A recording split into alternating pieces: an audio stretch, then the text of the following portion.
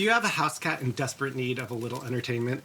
Could your cat also have a little fun while you're having a cocktail, garnish included, for them? Then join me in the wonderful world of cat recreational drugs, cat digestives, and obsession by Calvin Klein. I'm Gardner Koo, here with my 21-year-old Dendi, and let's get into it.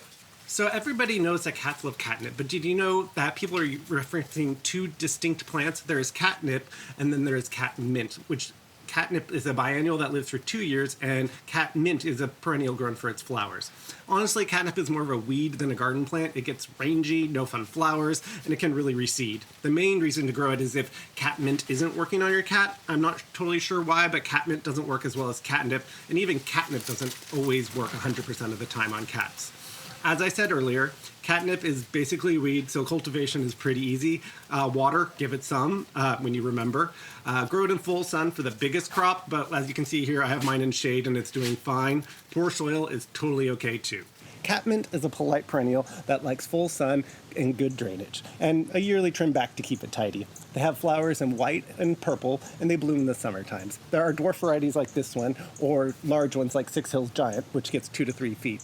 Both catnip and catmint, you want to harvest the leaves and branches and hang them to dry. Cats will respond to fresh leaves, but drying them makes the chemical last so much longer. Another reason to avoid fresh leaves is cats will eat them. Even though the drug is inhaled, the cats end up eating the leaves in their attempt to activate it.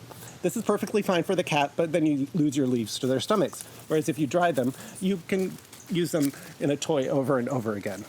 After drying, crumble the leaves and stick in the bottom of an old sock. All right, so quick tip, the oil that the catnip gives off is in the leaves, it is not in the stem, so you do not need to save these, or use these. Tie the sock off, and now you have an amazing cat toy. Most cat toys you get from the store use such old leaves that it isn't nearly as strong as the toy you just made.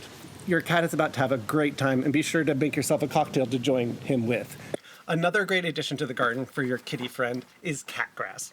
Catgrass is actually just the oat plant, but as in the thing that your oatmeal comes from.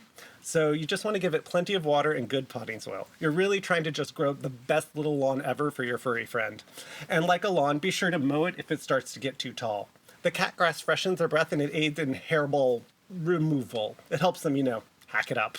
Cats are delightful, right? I remember when Dendi here was a kitten, he used to bring in live mice and then set them free in the house. It drove me insane. I was so mad. Dogs also really like oat grass. So one final way you can entertain your cat is to introduce them to the mysterious presence of a stranger. Did you know that some colognes are based off of cat urine? Bet you didn't.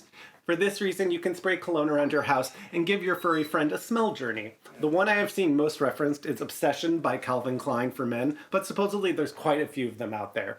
They use this a lot at zoos for the big cats. It works great with lions. Don't worry, it won't scare them off or make them territorial. It's just like getting to know your neighbors.